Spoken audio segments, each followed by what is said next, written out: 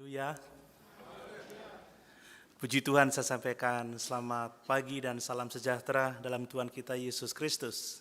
Sungguh bersyukur kalau pagi ini kita dikaruniakan sehat, dikaruniakan kuat oleh Tuhan sehingga kita boleh beribadah kepada Tuhan, menyembah Tuhan dan memuliakan Tuhan. Bapak Ibu, saya pagi ini akan melanjutkan khotbah saya tentang gereja yang sehat. Saya akan selesaikan di kesempatan khotbah kali ini. Masih ada 3 poin, tapi kita akan coba belajar bersama-sama tentang 3 poin yang sangat penting itu.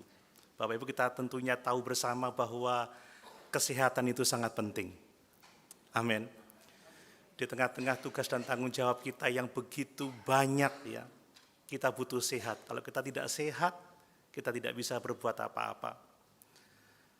1 minggu belakangan ini saya di luar kota untuk urusan keluarga, dan seminggu ke depan akan ada banyak kesibukan.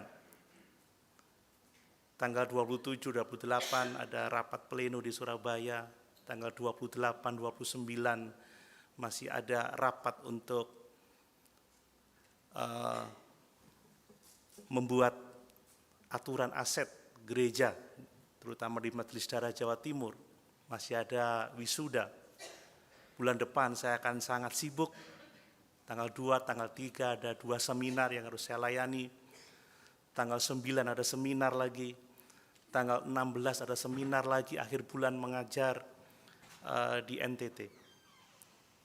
Coba bayangkan kalau tidak sehat, kita tidak bisa berbuat banyak. Demikian juga dengan gereja. Gereja akan dapat menyembah Tuhan, melayani Tuhan, mengagungkan Tuhan kalau kita menjadi gereja yang sehat. Amin. Semangat jadi gereja yang sehat. Puji Tuhan. Mari kita membaca kembali di dalam 2 Tesalonika pasal 1. Sekarang kita membaca ayat 3 sampai ayat yang ke-5.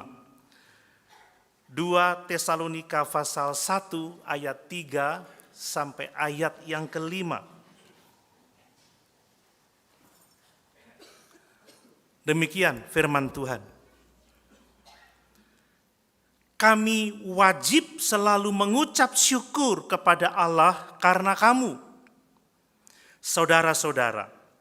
Dan memang patutlah demikian karena imanmu makin bertambah dan kasihmu seorang akan yang lain makin kuat di antara kamu. Sehingga dalam jemaat-jemaat Allah, kami sendiri bermegah tentang kamu karena ketabahanmu dan imanmu dalam segala penganiayaan dan penindasan yang kamu derita. Suatu bukti tentang adilnya penghakiman Allah yang menyatakan bahwa kamu layak menjadi warga kerajaan Allah, kamu yang sekarang menderita karena kerajaan itu. Haleluya. Puji Tuhan. Kita telah belajar bersama-sama bahwa gereja yang sehat itu adalah gereja yang berbeda dari dunia ini. Gereja yang dalam hidup dan pelayanannya tidak serupa dengan dunia ini. Bahwa gereja yang sehat adalah gereja yang dalam hidup dan pelayanannya limpah dengan kasih karunia dan damai sejahtera yang bersumber dari Allah Bapa dan dari Tuhan kita Yesus Kristus. Amin, Bapak Ibu. Jadi kalau kita adalah gereja yang sehat, maka pikiran kita, perasaan kita, kehendak kita, perilaku kita, sepak terjang kita berbeda dari dunia ini. Kita tidak sama sebab kita telah mati bagi dosa dan hidup untuk kebenaran Allah.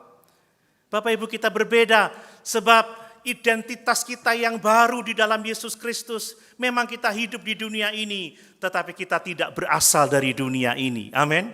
Kita telah lahir baru. Kita telah mengenakan Kristus dalam kehidupan kita. Ini yang mengharuskan kita benar-benar berbeda dari dunia ini. Kita berbeda karena hidup kita dipandu oleh firman Allah. Alkitab menjadi pedoman bagi hidup kita. Dialah yang menerangi jalan kita, pelita bagi kaki kita. Kita berbeda karena gaya hidup kita rohani. Amin Bapak Ibu. Kita tidak memiliki gaya hidup duniawi. Kita berbeda karena misi kita adalah misi Allah, bukan misi dunia yang mengejar kekayaan, yang mengejar keberhasilan, kesuksesan duniawi. Tetapi misi kita memberitakan Yesus, misi kita memberitakan damai sejahtera, kasih karunia di dalam Tuhan dan Juru Selamat kita Yesus Kristus. Dan bukti kita berbeda, kita dibenci oleh dunia ini Bapak Ibu. Kalau kita sama, ya orang yang sama itu saling menyukai, saling mencintai. Tapi perbedaan seringkali mendatangkan perselisihan. Bukti kalau kita beda, kita tidak bersahabat dengan dunia ini. Karena kalau kita bersahabat dengan dunia ini, sesungguhnya kita telah menjadi musuhnya Allah. Kasih akan Bapa tidak ada dalam diri kita.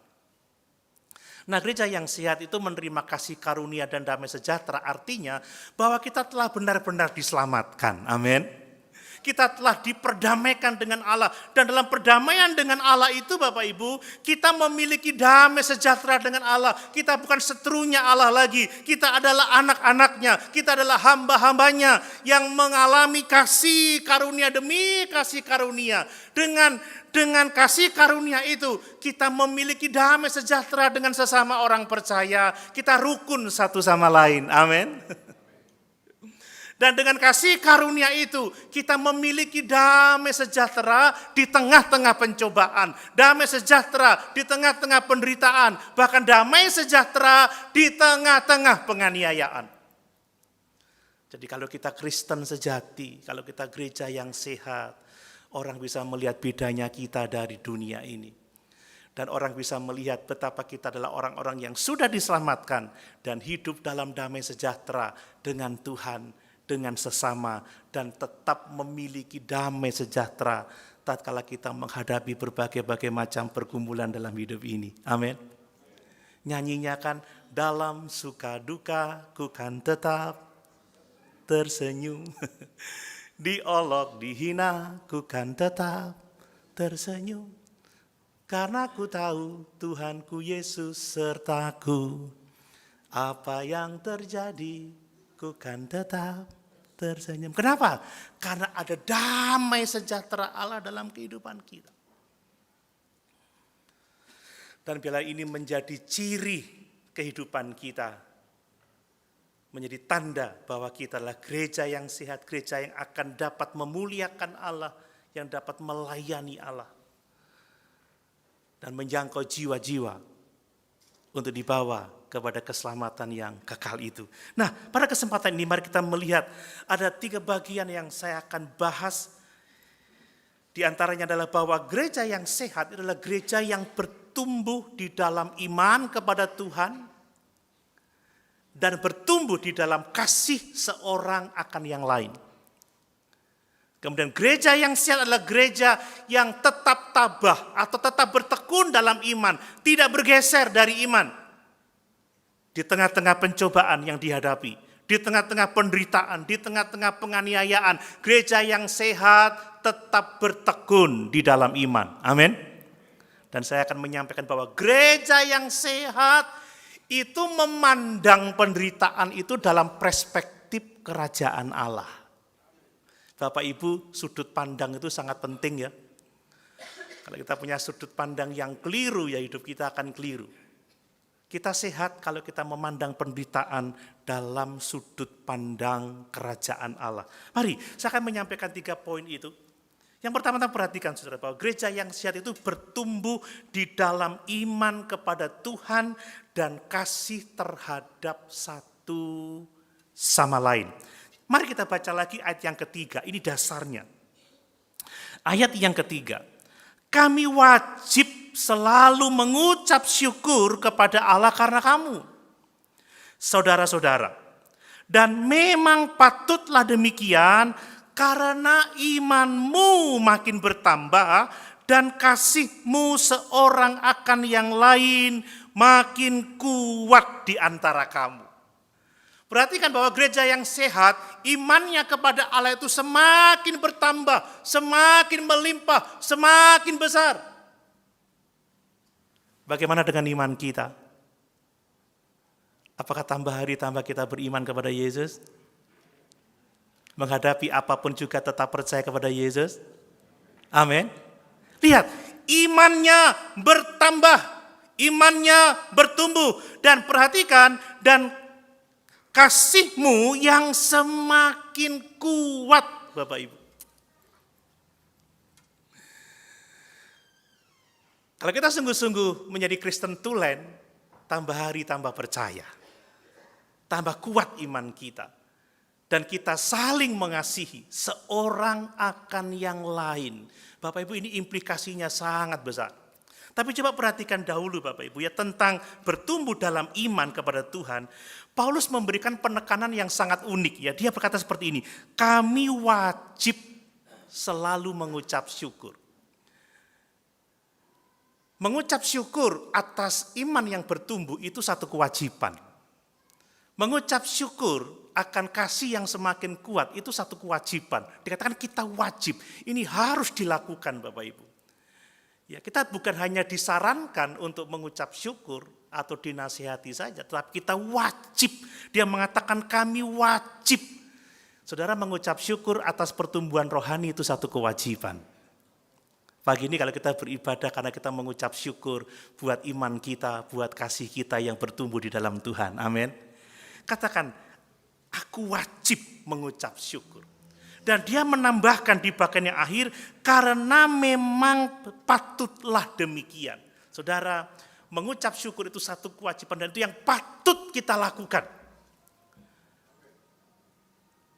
Makanya kata Paulus, mengucap syukurlah senantiasa di dalam segala sesuatu. Dalam konteks ini, mengucap syukurlah kalau saudara menemukan bahwa iman saudara bertumbuh di dalam Tuhan. Kalau kasih saudara kepada sesama itu semakin kuat, kita wajib mengucap syukur. Kenapa kita wajib mengucap syukur? Karena di balik pertumbuhan iman kita, karena di balik pertumbuhan kasih kita, itu adalah Allah sendiri, Bapak Ibu. Allah lah yang menumbuhkan iman kita. Allah lah yang menambahkan kasih dalam kehidupan kita. Kita memang punya tanggung jawab untuk bertumbuh dalam iman, kita harus berdoa, kita harus membaca Alkitab, kita harus rajin melayani Tuhan, tetapi tanpa kuasa Allah, tanpa pertolongan Tuhan, kita tidak akan pernah benar-benar mengalami pertumbuhan rohani. Jadi di balik semua pertumbuhan rohani itu adalah Allah. Kalau kita bisa mencintai Tuhan seperti sekarang ini Bapak Ibu ya.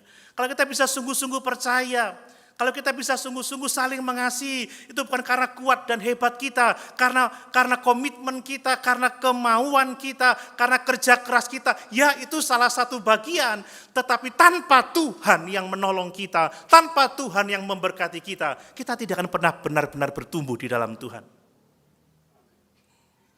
Makanya kita wajib mengucap syukur kepada Tuhan. Bapak Ibu setia mengucap syukur? Amin. Ini penting. Coba kita baca 1 Korintus pasal 3 ayat yang ke-6. 1 Korintus pasal 3 ayat yang ke-6. Demikian firman Tuhan Bapak Ibu ya. Ini satu contoh. Aku menanam, Apolos menyiram, tetapi Allah yang memberi pertumbuhan. Bapak Ibu, saya berusaha dengan keras untuk berdoa mungkin. Saya banyak belajar teologi. Saya banyak belajar Alkitab.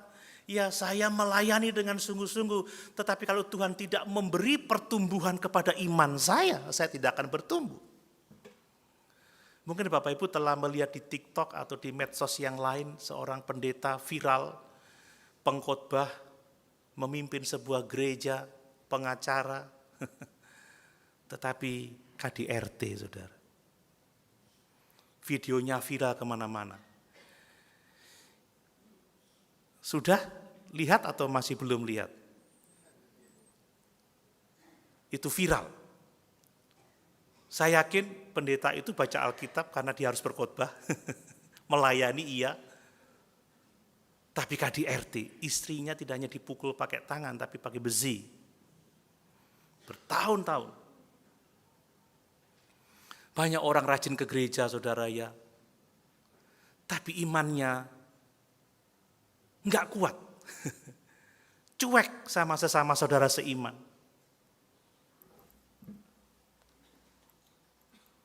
Kalau kita mengalami pertumbuhan rohani, itu karena Allah yang ada di balik semua pertumbuhan rohani kita. Amin. Saudara, kita boleh punya aktivitas yang luar biasa, punya persekutuan yang hebat, tapi kalau Tuhan tidak berkenan, saudara, kita tidak akan menjadi serupa dengan Yesus. Banyak farisi-farisi yang kenal kebenaran, yang memakai jubah-jubah keagamaan, tetapi Tuhan mengatakan, celakalah kamu hei orang-orang Farisi, munafik kamu.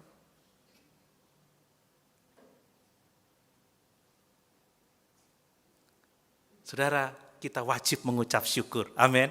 Karena Allah yang menumbuhkan iman kita kepadanya. Allah yang membuat kuat kasih kita seorang akan yang lain.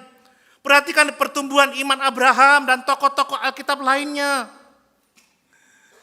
Siapa yang mengaruniakan iman kepada Abraham? Itulah Allah. Siapa yang menumbuhkan imannya? Allah sendiri. Bagaimana dengan Rasul Paulus? Siapa yang mengaruniakan iman adalah Allah sendiri. Siapa yang menumbuhkan adalah Allah sendiri. Memang ada kerjasama, ada kerinduan hati dan pertolongan Tuhan. Tapi sekali lagi, di balik semua pertumbuhan rohani kita adalah Allah yang memberkati kita, Allah yang menolong kita.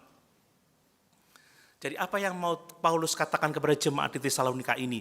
Bahwa kalau kasihmu semakin bertambah, bahwa kalau imanmu semakin bertambah, kalau kasihmu semakin kuat seorang akan yang lain, itu tanda bahwa Yesus Kristus bekerja di tengah-tengah kamu. Amin. Amin. Kalau jadi Kristen puluhan tahun tapi masih benci, masih marah, masih menang sendiri, Yesus nggak bekerja dalam diri orang itu, saudara. Tapi kalau orang Kristen, ya tambah hari tambah percaya, tambah hari tambah cinta Yesus, tambah hari tambah cinta sesama, itu bukti bahwa Yesus bekerja dalam hidupnya.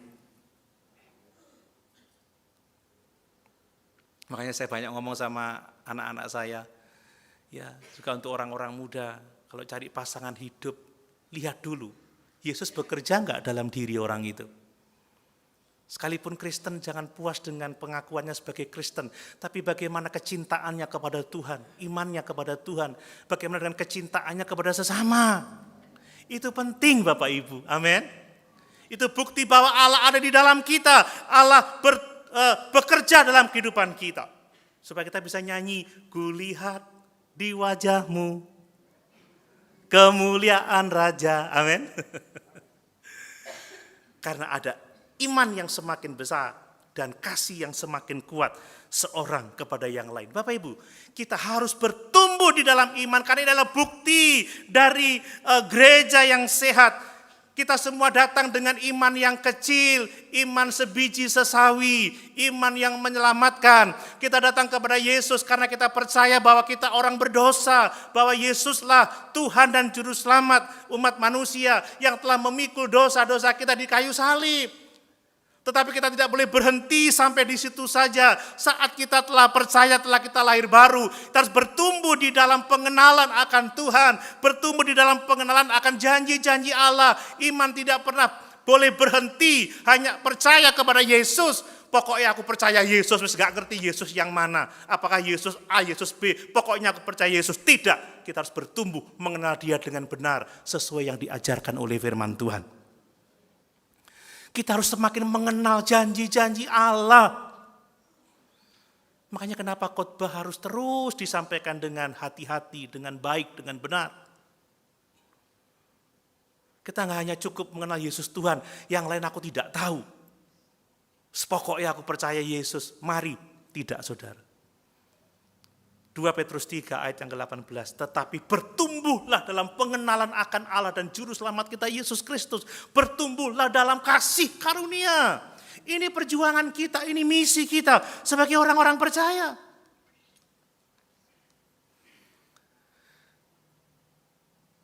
Mau sehat Bapak Ibu? Amin. bertumbuh di dalam iman.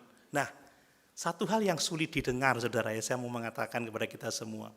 Satu hal yang sulit didengar, ternyata iman itu biasanya bertumbuh, iman itu biasanya semakin besar, itu melalui penderitaan. Nah ini yang paling gak disuka oleh kebanyakan orang.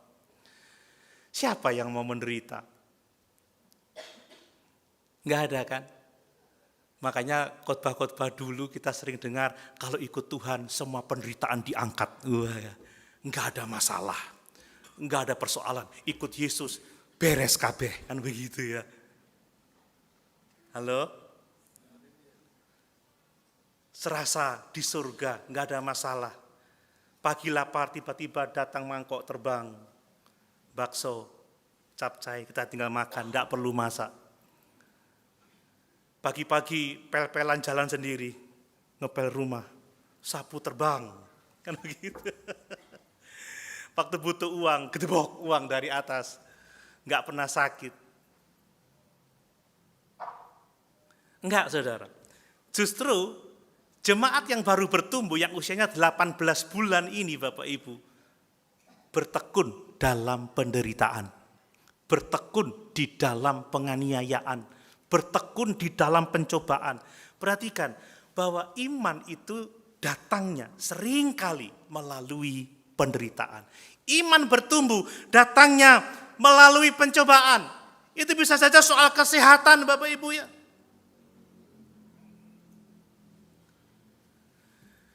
Ya, betul kata firman Tuhan, semakin tambah usia, semakin merosot fisik kesehatan. Tapi dengan merosotnya fisik, kalau kita merespon dengan benar, manusia batiniah kita dibaharui dari hari ke hari. Amin. Iman kita semakin kuat. Ya, saya kaget juga ketika dokter bilang ini fungsi ginjalmu sudah melemah, hati-hati. Fungsi hatimu, jantungmu.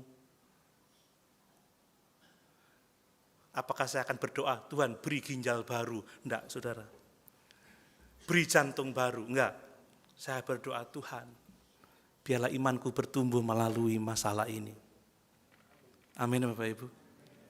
Amin. Jangan sampai jemaat bilang, wah pendetamu enggak mandi. Doa yang enggak sembuh-sembuh. Saudara, Tuhan punya urusan dengan kesehatan kita untuk membangun iman kita. Amin. Nah ini yang seringkali nggak diajarkan kan. Klaim janji Tuhan, pulih hari ini, pulih detik ini. Ya mujizat masih ada, saya percaya. Dan kalau Tuhan mau melakukan itu tidak ada yang mustahil bagi Tuhan. Tetapi seringkali Tuhan berurusan dengan penderitaan supaya apa? Iman kita bertumbuh. Itu mungkin masalah pekerjaan. Ada goncangan di pekerjaan kita, ada masalah, ada beban berat. Mungkin itu masalah krisis keluarga. Saya juga menghadapi krisis keluarga loh Bapak Ibu. Saya punya masalah, saya punya beban dengan itu. Mungkin itu masalah apa lagi? Masalah relasi dengan lingkungan di sekitar kita. Masalah dalam pelayanan kita. Tetapi Tuhan memakai semua itu, Tuhan mengizinkan semuanya itu supaya apa? Supaya iman kita bertumbuh, karena iman itu semakin kuat, semakin bertumbuh kepada Allah, justru melalui penderitaan. Makanya kata Paulus, anggaplah sebagai satu kebahagiaan, Rasul Yakobus, anggaplah sebagai satu kebahagiaan apabila kamu jatuh ke dalam berbagai-bagai pencobaan, karena dengan pencobaan imanmu akan dibangun, imanmu akan dikuatkan, engkau akan mengalami pertumbuhan rohani, engkau tidak kekurangan sesuatu yang baik.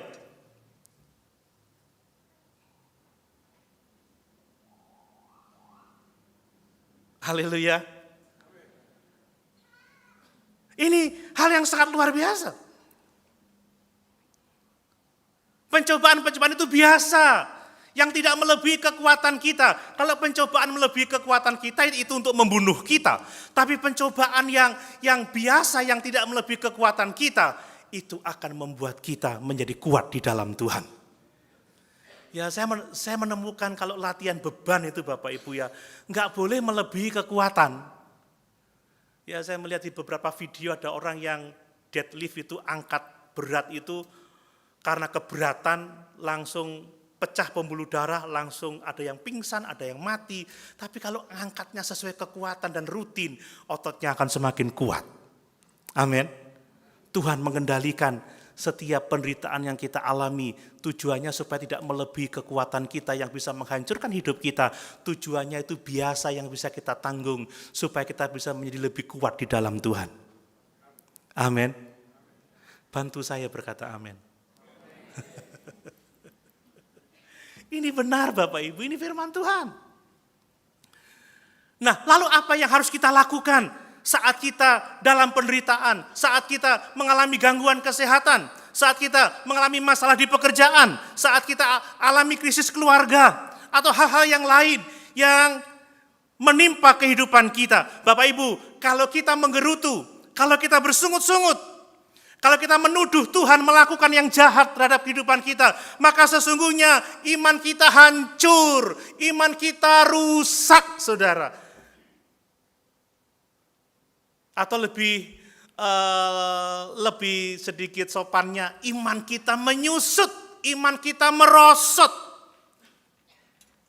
Tetapi tatkala kita mengalami penderitaan, kita datang kepada Tuhan, kita berseru kepadanya sebagai Bapa yang penuh dengan kasih sayang, sebagai Bapa yang murah hati, dan kita percaya bahwa Allah punya rencana yang indah dalam kehidupan kita, bahwa Allah turut bekerja dalam segala sesuatu untuk kebaikan kita, bahwa masalah ini datang untuk kepentingan kita. Kita percaya pada janji-janji Allah yang berharga, maka sesungguhnya iman kita sedang bertumbuh dengan luar biasa.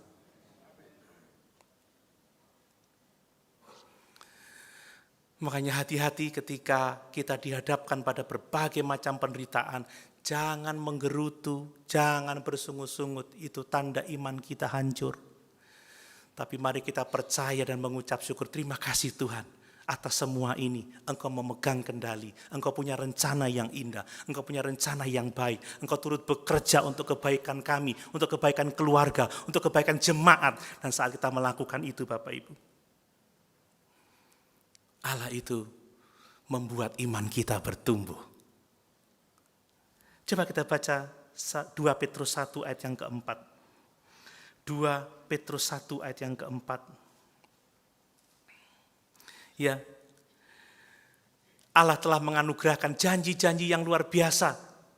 Ya, dengan jalan itu Ia telah menganugerahkan kepada kita janji-janji yang berharga dan yang sangat besar, supaya olehnya kamu boleh mengambil bagian dalam kodrat ilahi dan luput dari hawa nafsu duniawi yang membinasakan dunia. Amin. Saudara, tujuan Allah mengizinkan penderitaan supaya kita mengambil bagian dalam kodrat ilahi, luput dari hawa nafsu duniawi yang membinasakan dunia ini.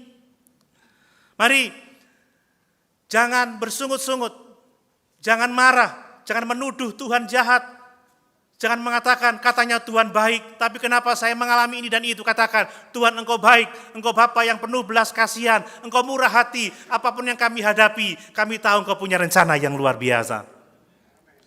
Engkau sedang membentuk iman saya, iman keluarga saya. Saudara, apa artinya kita memiliki seluruh isi dunia ini tapi jiwa kita binasa? Dan sebaliknya, kita boleh kehilangan seluruh isi dunia ini tetapi kita memiliki iman yang bertumbuh kepada Tuhan. Saya boleh kehilangan kesehatan saya, yang penting iman saya, kerohanian kita bertumbuh. Saya boleh kehilangan uang saya boleh kehilangan apapun juga, tapi Yesus menjadi bagian yang terbesar dalam kehidupan saya.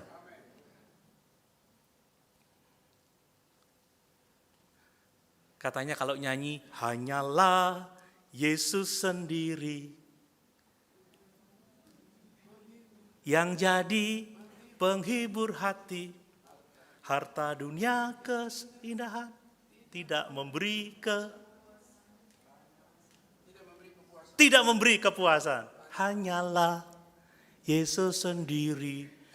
Duit hilang 2.000 aja piring pecah kabeh, saudara. Sakit dikit sudah, ngambeknya nggak ketulungan. Mobil baret dikit, waduh anaknya dihajar pakai kopel. Begitu ya. Kata Paulus, aku melupakan semua yang ada di belakangku. Semuanya ku anggap rugi, semuanya ku anggap sampah. Asal aku dapat memeluk Yesus dalam kehidupanku.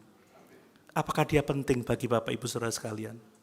Apakah dia segala-galanya bagi kita? Saudara, contoh itu bangsa Israel. Bangsa Israel itu secara ajaib dikeluarkan dari Mesir itu melalui 10 tulah ya. Waduh, saya pikir luar biasa. Saya nonton film The Ten Commandments itu saya berulang-ulang. Ya, saya nonton Story of Moses itu saya berulang-ulang. 2, 3 saya nggak puas, saya tonton terus. Ya memang ada, tidak semuanya cocok dengan Alkitab sih, tapi saya melihat penggambaran tentang tulah itu luar biasa. Tuhan membelah Laut Merah dan menghukum musuh-musuh bangsa Israel di laut itu, saudara. Tetapi kemudian setelah berjalan 3 hari, mereka nggak dapat air. Apa yang mereka lakukan? Bukan mereka percaya. Tenang teman-teman, tenang saudara. 10 tulah telah kita lihat, Allah kita perkasa. Laut Merah dibelah oleh Tuhan. Musuh-musuh kita mati di laut itu. Tenang, sebentar Tuhan kasih air, sepele itu, kecil itu. Enggak, tidak begitu. Marah, bersungut-sungut, saudara. Tapi luar biasanya Tuhan itu sabar. Tuhan itu sabar. Diberi mereka minum. Kemudian apa yang terjadi? Ketika ada pergumulan lagi, mereka bersungut-sungut lagi. Mereka marah lagi kepada Tuhan. Ketika tidak ada makanan, waduh mereka mengatakan Musa, kamu sengaja datang ke sini untuk membunuh kami dengan kelaparan. Sesungguhnya mereka tidak bersungut-sungut kepada Musa, tapi mereka bersungut-sungut kepada Tuhan. Tuhan kasih mana, saudara, luar biasa. Waktu pingin daging, dikasih daging. Tidak ada makanan, dikasih mana, saudara. Tapi setiap ada masalah, mereka terus menggerutu. Akhirnya apa, saudara? Tuhan dalam murkanya karena melihat kehancuran iman mereka, generasi ini tidak akan masuk tanah perjanjian. Generasi ini tidak layak masuk dalam tanah perjanjian. Hanya Kaleb dan Yosua. Hati-hati dengan persungutan, Bapak Ibu. Jangan-jangan kita tidak dapat masuk ke Kanaan Semawi itu. Karena persungutan itu tanda kita tidak percaya kepada Tuhan. Makanya kitab Ibrani mengatakan waspadalah.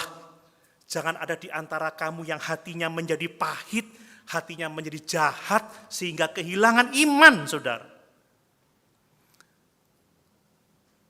Coba Ibrani 3 ayat 12. Ibrani 3 ayat 12.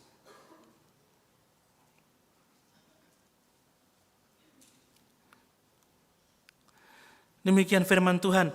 Waspadalah hai saudara-saudara, supaya di antara kamu jangan terdapat seorang yang hatinya jahat, yang tidak percaya oleh karena ia murtad dari Allah yang hidup. Dengan kata lain Bapak Ibu, waspada tatkala kita menghadapi penderitaan, tatkala kita menghadapi penganiayaan, menghadapi pencobaan, jangan sampai kita bersungut-sungut. Karena itu akan menghancurkan kehidupan kita. Apalagi sampai ngomong gini, gak gereja-gerejaan, gak firman-firmanan, gak pelayanan-pelayananan. Kok apa? Pelayanan-pelayananan, kok banyak nanannya ya. Gak usah korban-korbanan. Hati-hati, hatinya jadi jahat, murtad dari Allah yang hidup. Saudara, orang itu enggak tahu rasanya sakit sebelum mengalami sakit. Jangan sampai saudara terlambat mengalami ngerinya neraka setelah ada di neraka. Kita cukup percaya pada firman Allah aja bahwa api itu kekal. Amin. Itu penderitaan kekal. Jangan ada seorang pun yang hatinya menjadi jahat dan akhirnya murtad. Nah, ketika Paulus berkata tentang iman yang bertumbuh, ini menarik sekali. Paulus itu menggunakan satu kata yang hanya dipakai dalam ayat ini. Dikatakan, coba saya membaca lagi.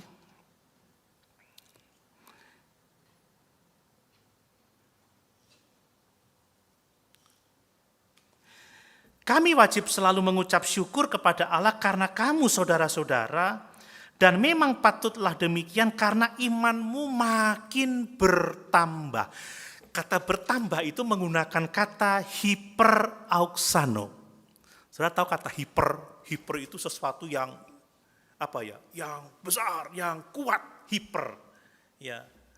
Hiper itu sesuatu yang luar biasa, lebih yang lebih besar, itu hiper. Saya membaca di kamus itu terjemahannya to grow more and more. Jadi bertumbuhnya itu more and more. Dulu ada lagu pujian more, I want more. Jadi to grow more and more.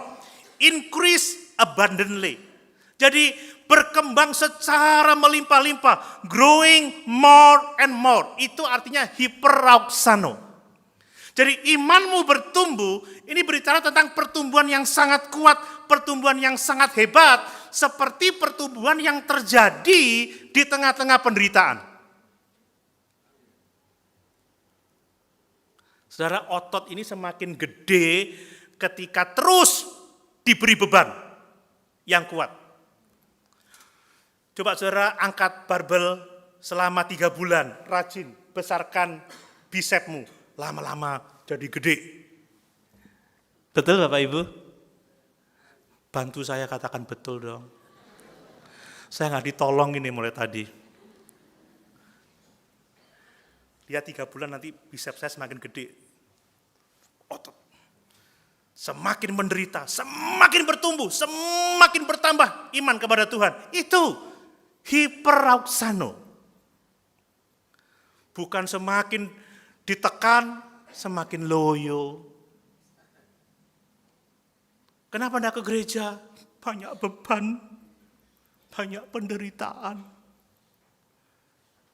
Justru banyak beban, banyak penderitaan, semakin giat beribadah kepada Tuhan. Loh, bantu saya berkata amin. Tapi saya menderita kurang amin, saya tetap kuat saudara. Saya malah tetap bertumbuh dalam iman.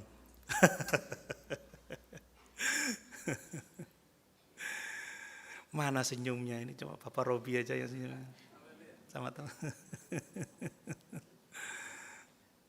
Saudara, iman itu penting gak sih? Waduh, tanpa iman tidak ada seorang pun yang berkenan kepada Allah loh. Hati-hati. Ketika anak manusia datang, dia berkata apa? Adakah iman di bumi? Hiperauxano. Bila penderitaan membuat kita semakin beriman kepada Tuhan.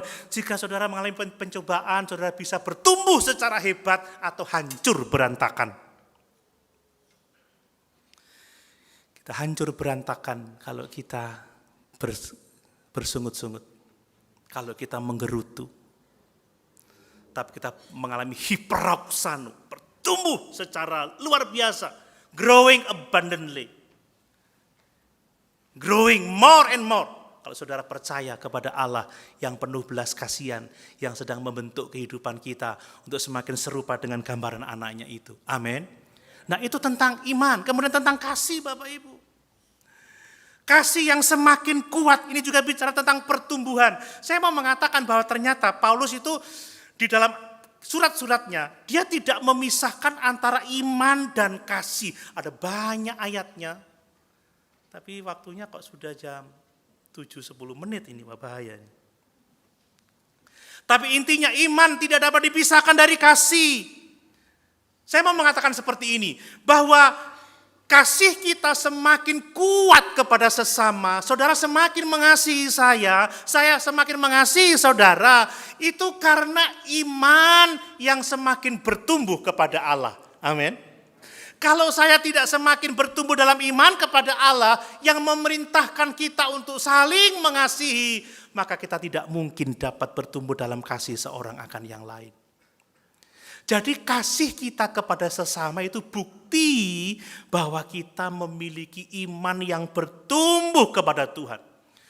Kalau saudara membaca seluruh surat Tesalonika, pertama-tama di pasal 1, Paulus bersukacita mengucap syukur karena iman mereka bertumbuh. Di pasal yang ketiga, Paulus tetap berdoa supaya iman mereka terus bertumbuh. Dan di pasal yang keempat, mendorong mereka untuk terus bertumbuh di dalam kasih, saudara. Artinya apa? Kasih itu tidak ada matinya, harus terus bertumbuh.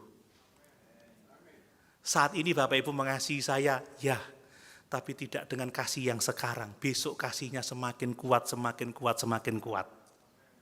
Saat ini saya mengasihi Bapak Ibu Saudara, tapi tidak dengan kasih yang sekarang untuk besok. Saya semakin mengasihi, saya lebih lagi mengasihi. Semakin bertumbuh, semakin kuat di dalam Tuhan. Jangan kasih semakin pudar. Suami-suami, semakin lama tahun pernikahan, semakin kuat kasihmu kepada istri. Loh, bantu saya berkata amin. Istri-istri, semakin lama tahun pernikahanmu, semakin kuat kasihmu kepada suami.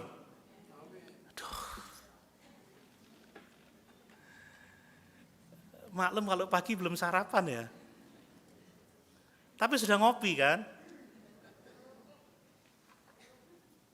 Oh belum? Nanti tolong traktir saya ya. Sekarang ada Starbucks,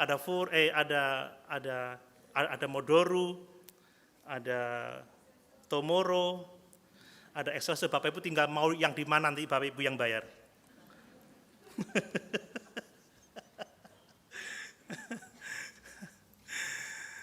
Jangan pernah berpikir cukup aku mengasihi dalam taraf ini. Enggak, more and more, grow abundantly, terus grow, terus bertambah. Jangan tawar hati Bapak Ibu seorang akan yang lain, amin. Nah kemudian kasih itu harus dimulai dari orang yang terdekat dengan kita. Bapak Ibu latihan mengasihi itu dari orang yang terdekat. Kita ini punya kecenderungan lebih mudah bisa menyayangi orang-orang jauh daripada orang-orang yang terdekat. Iya Pak ya. Kalau sama istri orang, selamat pagi. Sama istri sendiri, isu-isu rembes, ngono saudara. Dorong masak, dorong gawe kopi. Lo kan gitu biasanya. Kalau sama suami orang, bagi Bapak, sama suami sendiri, Mas kono lo Mas, ojo dikene Mas aku masak, ngerti gak? Dosen, kalau sama dosen yang jauh, wah akrabnya luar biasa. Sesama dosen, gak nyopo saudara.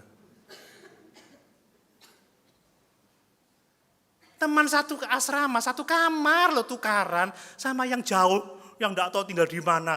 Oh, kamu datang ya, yuk kita makan yuk. Kadang orang tua itu bisa, kalau ada anaknya orang bucik cantik tak kintung, kintang, kintung. Sama anak EDW gak nyopo saudara. Lo kalau sama pendeta dari luar lo kok ya ditraktir, diajak jalan-jalan. Pendetanya EDW dianggurin. Lo biasanya kan gitu, tapi tidak biasa di sini. Buktinya saya grow and grow. More and more. Loh pendeta juga gitu, kalau sama jemaat yang lain tuh senyumnya, sama jemaat dewi gak diopeni. Biar adil, saudara gak marah sama saya. Biasa itu, tapi tidak boleh seperti itu Bapak Ibu. Dimulai dari orang terdekat kita. Suami dan istri bertumbuh dalam kasih, orang tua dan anak, saudara bersaudara, kita sesama jemaat, kita orang-orang terdekat, latihan kita untuk bertumbuh di dalam kasih. Dan mari kita mulai dari rumah kita sendiri. Bantu saya berkata amin. Karena keluarga yang sehat itu dasar dari gereja yang sehat. Ini sesuatu yang sangat penting. Nah kemudian, bertumbuh dalam kasih itu lawannya egois Bapak Ibu ya. Nah kalau orang sudah egois itu udah gak pernah akan bisa bertumbuh di dalam kasih. Kalau orang pikirannya saya, aku gak iso, aku botone ngene. Enggak bisa saudara. Enggak bisa menuruti kemauan kita. Kita harus pertama-tama menuruti kemauan Tuhan, amin. Dan kita harus memikirkan kebutuhan orang lain. Kita harus memikirkan kesejahteraan orang lain. Di atas kebutuhan kita sendiri, di atas kesejahteraan kita sendiri, itu baru yang namanya kasih. Kalau kita masih egois, nggak bisa. Banyak suami-suami egois yang mencari kebahagiaannya sendiri di atas penderitaan suami. Aku ini sudah mulai usia, aku ini mau menikah supaya ada yang nyuciin bajuku. Ada yang setrika bajuku, nyiapin makan, itu egois saudara. Padahal kata Alkitab, suami-suami penuhilah kebutuhan istri bukan begitu. Istri saya pernah cerita sama teman-teman waktu kumpulan MD. Dia beli oat. Loh, buat apa beli oat, Ibu Lena? Ya buat suami saya. Oh dibuatin, enggak, dia tiap pagi buat sendiri, godok telur sendiri, goreng telur sendiri. Boh, kok gitu ya? Iya. Lah ibu ngapain? Ya, saya masak buat JBC. Wong sing diopeni sak Dayak, saudara. Boh, Pak Doni mau ya? Mau. Boleh bojoku ngamuk, rek. Saya mengorbankan kepentingan saya supaya istri saya bisa melayani orang lain. Saudara, kita akan pernah bisa mengasihi kalau egois. Lo maunya 3 poin dihabiskan sekarang, kok 1 poin belum selesai nih. Lah tambah molor mana besok ini. Tapi enggak apa-apa saudara, 1 poin aja ya. Bantu saya mengatakan iya. Kalau enggak sampai jam 8 belum selesai nih.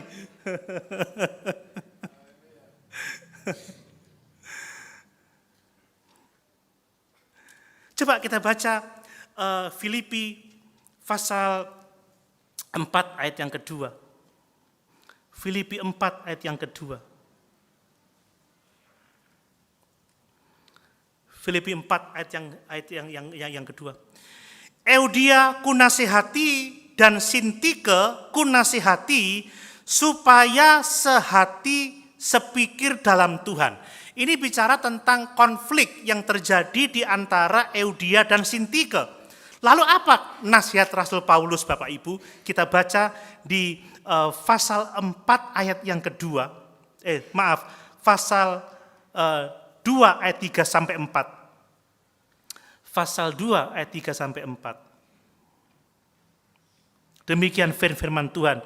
Dengan tidak mencari kepentingan sendiri atau puji-pujian yang sia-sia, sebaliknya hendaklah dengan rendah hati yang seorang menganggap yang lain lebih utama daripada dirinya sendiri. Ini adalah awal dari kasih yang bertumbuh. Kalau kita tidak lagi egois, kalau kita sudah mulai menyangkal diri, memikul salib kita saudara. Tidak mencari kepentingan kita, tetapi mencari kepentingan orang lain di atas kepentingan kita sendiri. Gereja yang sehat, gereja yang bertumbuh di dalam iman kepada Tuhan dan kasih yang semakin kuat kepada sesama.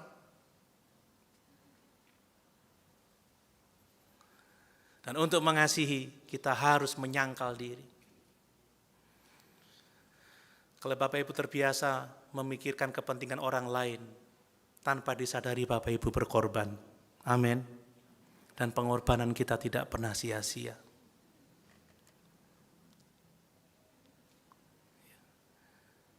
Dan kalau Bapak Ibu diejek, dipikir tidak berkorban, tidak berkontribusi, tidak usah marah. Jangan bersungut-sungut. Tapi percaya kepada Allah karena Dia akan membangun iman kita. Amin. Baik, saya akan akhiri dari poin 1 itu. Tetapi sebelum kita mengakhirinya, coba kita bertanya ke dalam diri kita masing-masing. Apakah iman kita bertumbuh kepada Tuhan di tengah-tengah penderitaan? Saya tahu setiap kita pasti punya penderitaan kita masing-masing, saya tahu itu. Dan saya juga punya penderitaan saya. Pertanyaannya, kita bersungut-sungut atau kita percaya bahwa Dia adalah Allah yang murah hati, Allah yang merencanakan yang terbaik bagi kita. Jangan sampai ada kepahitan dalam hati kita. Bapak Ibu, kalau ada kepahitan, jangan sampai kita bergeser dari iman kita kepada Tuhan. Apakah saya mengasihi orang lain? Pertama-tama dalam keluarga, teman-teman dekat kita, sesama orang percaya jemaat, apakah kita saling kenal, saling mendoakan, saling menolong? Apakah kita peduli terhadap pertumbuhan jemaat Tuhan di tempat ini? Bapak Ibu, kalau ada perselisihan di antara kita, segera selesaikan, segera bereskan. Sebab Yesus berkata, rekonsiliasi lebih penting dari penyembahan kita. Kalau engkau hendak mempersembahkan sesuatu tetapi masih teringat ada marah di hatimu, ada kebencian, selesaikan dulu, bereskan dulu. Baru kembali engkau mempersembahkan korbanmu. Itu penting. Saudara, tanpa rekonsiliasi sama saja kita menutup berkat kita sendiri. Doa kita akan terhalang.